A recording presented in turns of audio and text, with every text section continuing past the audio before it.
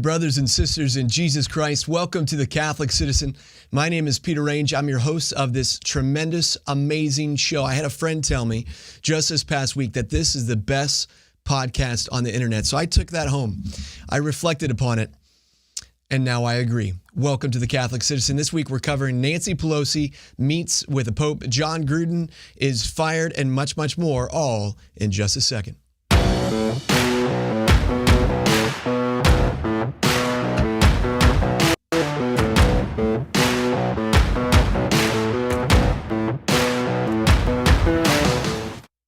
All right, the best podcast on the internet, may be stretching it a little bit, but hey, we like to have fun here. I'm informing you with this week's Catholic news from a biased Catholic perspective. But really, I try to form my conscience. I try to look at the world through a Catholic lens. And so it's great to have you here, including for the first time ever, live on the AWAKEN Catholic app. So great to have you guys with us. You can see this show every Friday at 9:30 a.m. Usually we like to take 20 to 30 minutes just to cover the week's news from a Catholic perspective, to keep you informed, to keep you engaged, and to help you become the saint that God has called you to be. And that goes beyond just the four walls of our home or the four walls of our workplace, wherever it may be. We are called to be engaged in the world. As Pope Francis called us, if you are a Catholic, you are naturally going to want to make the world a better place. It's what Jesus Christ did. It's what our founder did. It's what the Son of God did. He came and he shared his love with everyone that he encountered. A love that sometimes, yes, did challenge people. We'll talk a little bit about that on today's show. But first, let's get into today's sponsors. We're so thankful for Casa Bea Cleaning because week in, week out, they say, you know what? We like you. And that's why I like them. No, I like them whether they like me or not, but Casa Bea Cleaning. And if you want your home cleaned, if you want your business cleaned, Casa Bea Cleaning is the people you need to go visit today. CasaBeaInfo.com. Please check them out to clean your home, your office, whatever it may be. Keep it COVID-19 free. Good people, great work. Good work, great people, Casa Bea Cleaning today. All right, secondly, just got a new donor. Thank you so much. $3 a month. Look, if one of every 1,000 of my listeners, I think there's just 1,000. There might even be like 200. I don't know. But if every one of you just gave a little bit, we could keep the lights on. We're not exactly sure how long we can keep the show going. Nick told me early on there's about 1,000 people listening. I don't know if I believe him. But if you are listening and you give $3,000, that's $3,000. Or no, well, yeah, give $3,000. But if you just give $3, that could be $3,000, and then we're paid for it. We're good to go for the year. So, and Nick has this like profit sharing thing. He wants me to take some of the money. I don't want the money. I just want to be here with you because I love you. So please go to thecatholiccitizen.com, become a part of the Citizens of Heaven, our family, to help the show continue on. There's all these different perks you can get when you join the Citizens of Heaven. All right, let's get to today's show, why we're here. All right, number one, Nancy Pelosi, Speaker of the House, one of the most powerful people in the United States of America, also a professed Catholic, got to just meet with the Pope, Pope Francis. She went over to Rome for a world economic, or it was a environmental forum. So Pelosi's meeting with the Pope. They come in, they're smiling, they exchange gifts. Pelosi goes to her personal Twitter account and said it was a great honor of hers, you know, both personally and professionally, to meet with the Pope. Now, if you watched any of the highlights from this, I don't know about you, but my mind kind of went back when the Pope met with Pope Francis, or when the Pope met with then President Trump. And I don't know if you remember the imagery from that meeting, but Pope Francis's face was like this. Like he was just very dour. There wasn't much smiling between the two at all. And so it just made me thinking, this Pope is a smart guy. He's savvy in getting out the messages that he wants to get out. And so here he is meeting with one of the most influential Catholic politicians in the United States of America. And he's smiling and he's all giggles. I don't know about you, but it was a little painful for me to watch this. This woman supports abortion through all 9 months of pregnancy, and is right now is trying to pass legislation which would not only advance the abortion agenda, but would make you and I pay for abortions in healthcare plans. The same woman that is going against a non-negotiable teaching of the church, that every human life is inviolable, is sacred, is holy, and deserves the fundamental right to life, is getting to meet with the Holy Father and exchange gifts and laugh and smile. And Pope Francis is all smiles and stuff like that. I mean, it just makes me feel a little bit uncomfortable. Next month, President Joe Biden, or later this month actually, scheduled to meet with Pope Francis on October 29th. So he too is going to be meeting with the Holy Father. Now, look, I'm all for meeting. I'm all for dialogue. It's not that he's meeting with them that I'm upset about. It's just, I hope and I pray that our Holy Father takes this grand and wonderful opportunity to invite these politicians who claim the Catholic faith as their own, but support abortion through all 9 months of pregnancy. Joe Biden, oh, by the way, this past couple weeks, we covered in last week's show, is now refunding Planned Parenthood about to the tune of $50 million to, allow these clinics to go ahead and refer people to the abortion giant. He himself has backed all this legislation that Nancy Pelosi is putting forward to support abortion through all 9 months of pregnancy. He's allowed the FDA to continue to allow women to get telemedicine abortions at the moment in our country because of the ongoing pandemic. He's funded once again abortion entities around the world by reversing the Mexico City policy. This same president is going to meet with Pope Francis, and I just hope that, like Christ, Pope Francis will be willing to challenge these Catholic politicians a little bit on this particular issue, this foundational life issue, which every other Holy Father up until this point has said that this is the foundational life issue, which Pope Francis himself has been quoted saying that this is the cornerstone of the common good. My father, Pope Francis, if this is the cornerstone of the common good, shall we not challenge our fellow brothers and sisters then in high places who have the opportunity to fight for the cornerstone of the common good? But my friends, I have my doubts. And I hate to say this, but in 2017, Pope Francis appointed new members of the Pontifical Academy for Life. Not only did he appoint new members of the Pontifical Academy for Life, this is the group that kind of gets together and they make moral judgments on really important issues. So stem cell research, things of that nature. And they advise the Pope, okay? Well, in 2017, Pope Francis not only changed and put in new statutes that were implemented that began in 2016, actually.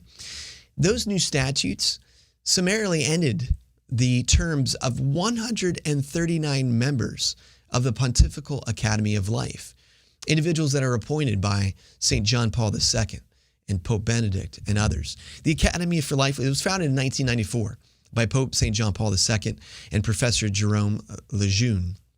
And it was dedicated to promoting the church's consistent ethic of life on all moral issues. Now, as I said, Pope Francis changed statutes which ended the terms of 139 members.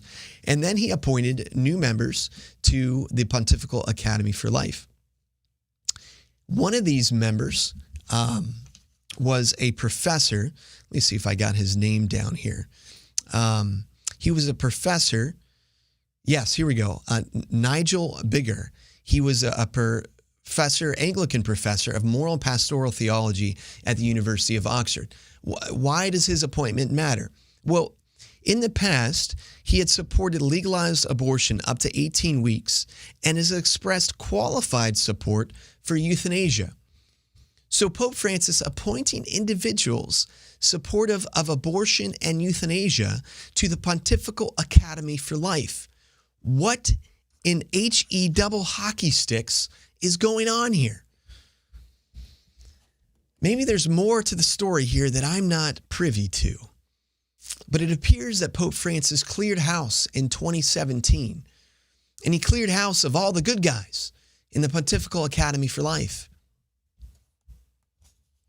I have to do more research. I promised you last week I would do more. I've done a little bit. I've got to go deeper into this and find out kind of what's going on. But some of this just doesn't make me feel comfortable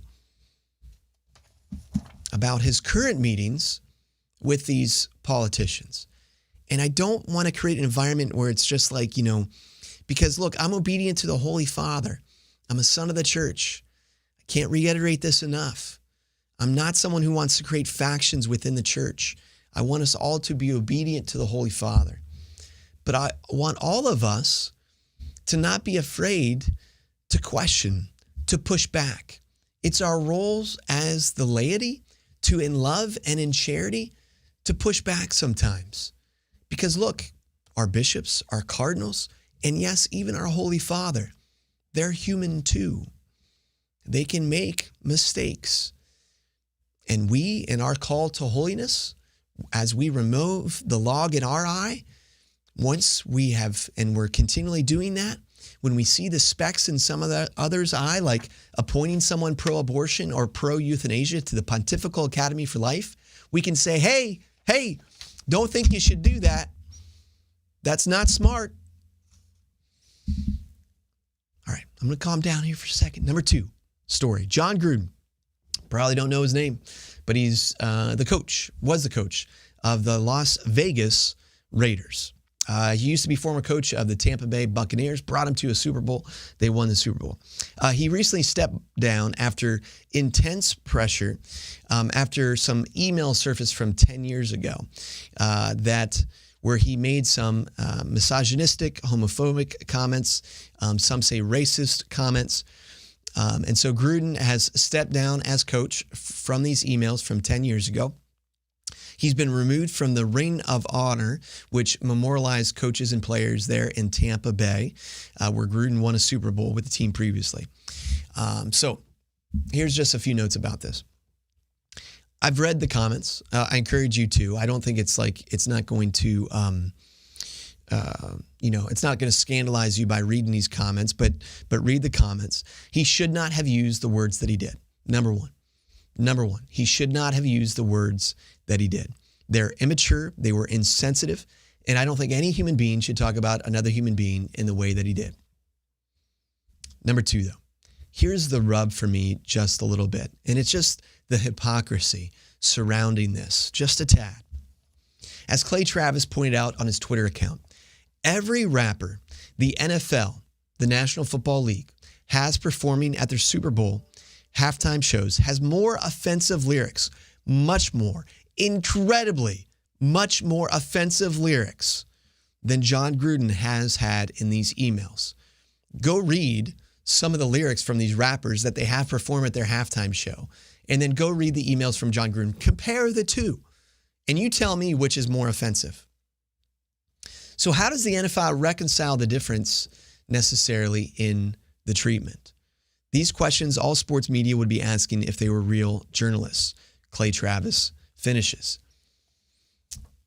Number 3, continuing on the hypocrisy here just a little bit. The NFL seems to have a very selective idea about what sins are unforgivable and what sins are forgivable. Now, I think every single sin is forgivable. And I think every single sin, every single person should have the opportunity for a second chance. So here are some of the people that get a second chance. Let's focus on the Tampa Bay Buccaneers for a second, because John Gruden immediately removed from their Ring of Honor, their place of, support, their place of honor for their franchise.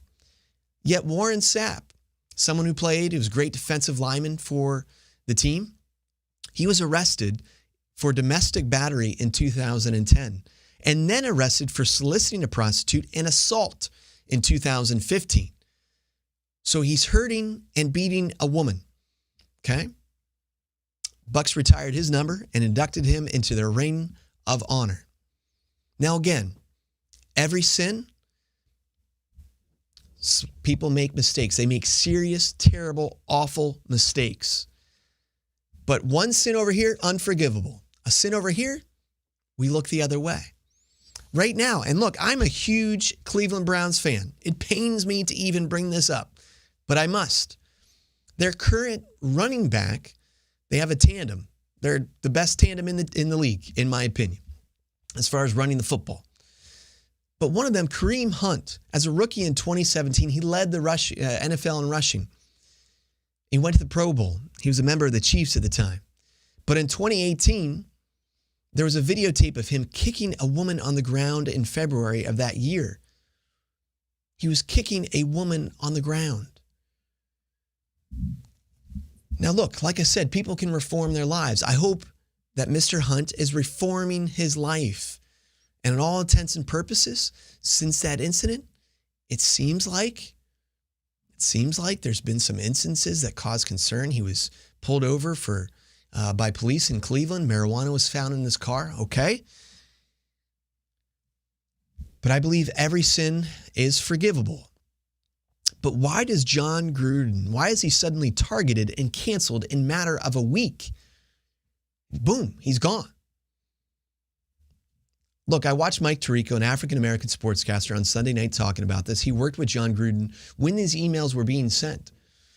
You know, as part of the racist comments where they say some of the comments were racist, Mike Tirico said, look, in all my years working with him, I never caught any sense of this, that he treated me any different. All his players have said, I've never been treated differently by him. Now, it doesn't make the emails right. It doesn't make what he said right. I'm not saying that. But I guess, in these emails, he also criticized President Barack Obama and then Vice President Joe Biden as well as players who are protesting the national anthem. I'm just saying there's some other things here. Let me just get to the bottom line here. He shouldn't have said what he said. He shouldn't have, or typed what he did, period. But if John Gruden's sins are not forgivable, are yours? All right, number 3, protecting one's own. Oh boy. Colleen, I'm taking too long. I'm sorry. I've got a lot of stories here. What am I going to do? I don't want people to have to sit here and listen to me this whole time. All right, number 3. Why I get mad about these stories about the media and these releasing of the emails at this particular time? Because you have this, again, media double standard. Katie Couric just came out the other day. And she reported in her book that she edited a 2016 interview with Ruth Bader Ginsburg to make her look good. Basically, she was saying things about people protesting the anthem, and Couric edited that out because she didn't want RGB to lose some of her popularity. And she said that she probably didn't fully understand the question when she said that these people had a contempt for government. So Couric took it out because, she believed that racial injustice was a blind spot for her. Well, that's very nice of her to protect her own, because that's what the media does. If it's somebody who's on the liberal side, we'll protect them. But if it's somebody on the conservative side, like somebody who's maybe criticized the current president, let's release their emails. Okay, number 4. Southwest. Last week, they had to cancel 1,118 flights. 1,018 flights. And 597 flights were delayed on Sunday alone. They said it was bad weather. Well, the Federal Aviation Administration said it's not bad weather.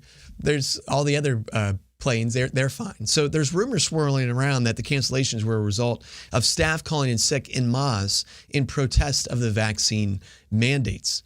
The Southwest Airlines Pilot Association had filed at federal court a request last Friday for the mandate to be blocked. But again, I was listening to NPR about this story. They report that all the flights were canceled. They report that the FAA said, well, they weren't canceled because of weather, even though Southwest was saying it was because of weather. And then nothing else. No mention of, did we check into? Were people walking off? Were people calling off sick? No checking into it, because that would look really bad if the American people were standing up against some of these mandates and saying no more. That wouldn't fit the progressive agenda, would it, for the country at this moment? All right, number 5. Oh, Superman is now gay. Didn't know if you know this, but in the new DC Comics, they announced just this Monday, the same-sex relationship is just one of the ways, quote, he's proving to be a different Superman than his famous father. The New York Times noted that since the series launched in July, the main protagonist, Superman now, has been combating wildfires caused by climate change, thwarting a high school shooting, and protested the deportation of refugees in the metropolis. Our new Superman. Must everything now just be gay? Must everything now be LGBT? Is that the goal of the progressive agenda? Look, these ideas, you may say, oh, here goes Pete again. Look, these ideas that they're pushing onto our children and others, they have consequences, folks. And some of those consequences were experienced very traumatically recently in Loudoun County in Virginia. Now, you may know of Loudoun County. It's been in the news because there is a gentleman who caused quite a ruckus at one of the meetings talking about transgender bathrooms and stuff like that and critical race theory. And so it made national news even. It's why the Department of Justice is looking into these parent meetings and threatens against school boards and everything of that nature, because these parents are just they're becoming domestic terrorists, right? Well, why was this particular gentleman causing such a fuss at the meeting? It's because his daughter, a 9th grader, was assaulted in Stonebridge High School in Ashburn, in which a boy wearing a skirt entered the girls' bathroom and assaulted his daughter on May 28th. The 2-month investigation saw that there was forcible sodomy and sexual battery at Stonebridge High School. Now, that student was expelled, went to another high school, and did the same thing. So, at this parent-teacher meeting where this father caused such a fuss, the superintendent said, we have no record of any type of assault, that the parents should not be concerned about anybody trying to take advantage of the new transgender policy where boys who are identifying as girls could go into the girls' restroom. So imagine yourself, just for a moment, your 9th grade daughter is assaulted in a high school because of a new policy that allows boys to pretend that they're girls, or boys who are identifying as girls to go into the girls' restroom, rapes your daughter. You cause a little stink about that after you hear the superintendent saying that this is not taking place in their school at all, that parents should not be worried about this at all. Do you think you would be a little bit upset if you're a father who has a daughter? As a father who has a daughter, I would just be a little bit upset. These ideas that are being shoved down our throats from the media have dangerous consequences, folks, and we should all be a little bit upset. And if you're a man and you're watching this show, and if you don't have an inkling to protect the women in your life, or just the women, your mother, your daughters, your sisters, your friends, it is time for us, especially as men, to rise up and to do our God-given duty. And that is to protect the women and our children in our lives. And these dangerous policies that are allowing men to go into women's restrooms, that are allowing men into women's battered shelters, they're unjust, they're unfair, and quite frankly, they are evil. And as Catholic men and as citizens, it's time to stand up. Story number 7. America's economy in 2020 shrunk by 3.5%. Germany and Japan's economy shrunk by nearly 5%. France, Italy, and India's economy shrank by over 8%. United Kingdom's economy shrank by 10%. Why do I say all this? Because in 2020, where the virus originated from, in China, their economy grew by 2.3%. And the first quarter growth in 2021 set a new world record as it was up 18.3%. It appears that the COVID pandemic has been hugely profitable for China. When are we going to get a report for where this virus came from definitively? And why do we still have people in the media, in the United States government, covering up where this virus came from definitively?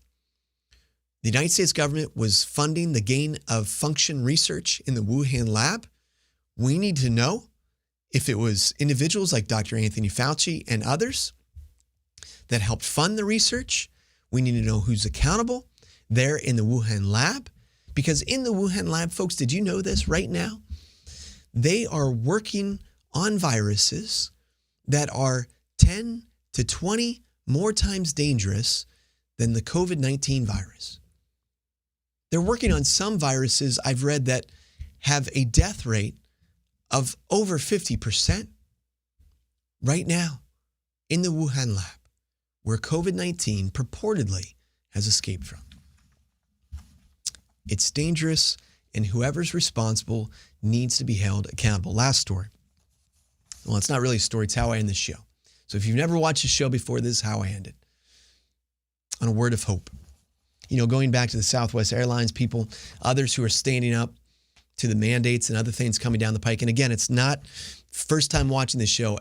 Look, I take COVID-19 intensely seriously. I've had friends severely affected by it. I'm not dismissing the virus in any way, shape, or form. However, I think the response to it has been incredibly mismanaged, misguided, and in some places, incredibly, I'll just say it, evil in the way that we've tried to take away certain freedoms of individuals in the nation. But I've gone too long. So it's, like I said, in so many of these issues, including going back to what's happening in Loudoun County and these transgender policies, which we now can see are having a terrible effect on our young people.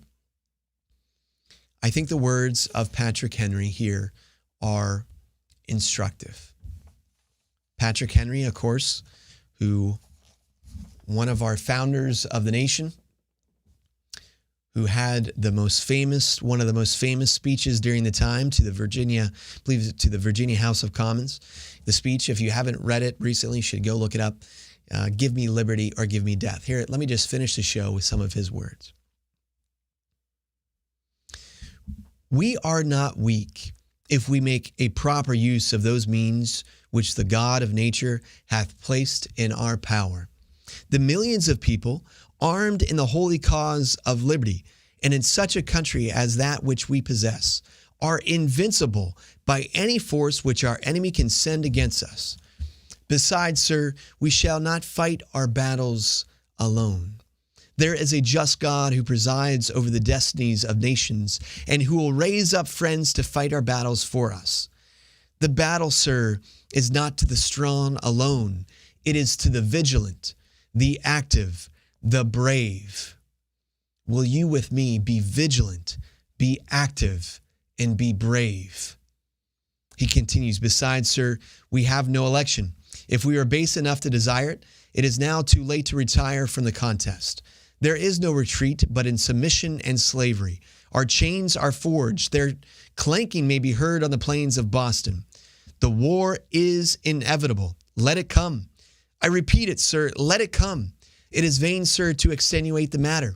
Gentlemen may cry, peace, peace, but there is no peace. The war is actually begun. The next gale that sweeps from the north will bring to our ears the clashing sound of resounding arms. Our brethren are already in the field. Why stand we here idle? What is it that gentlemen wish? What would they have? Is life so dear or peace so sweet as to be purchased as the price of chains and slavery? Forbid it, Almighty God. I know not what course others may take, but as for me, give me liberty or give me death. Friends, I'm not calling you to go out and get your muskets. I'm calling you to get on your knees, to get out your rosaries, to get out the Holy Scriptures, and to fight like you've never fought before. In prayer, in action then, in the public square, taking that prayer and moving it to you, to use your words, to go out and be brave and courageous once again, to fight what is good, true, and beautiful, no matter the costs, against your own life and your own person. Because what is more valuable, liberty or slavery? I'll take liberty every day of the week, even if it costs me my life. God bless you, and we'll see you next week on The Catholic Citizen.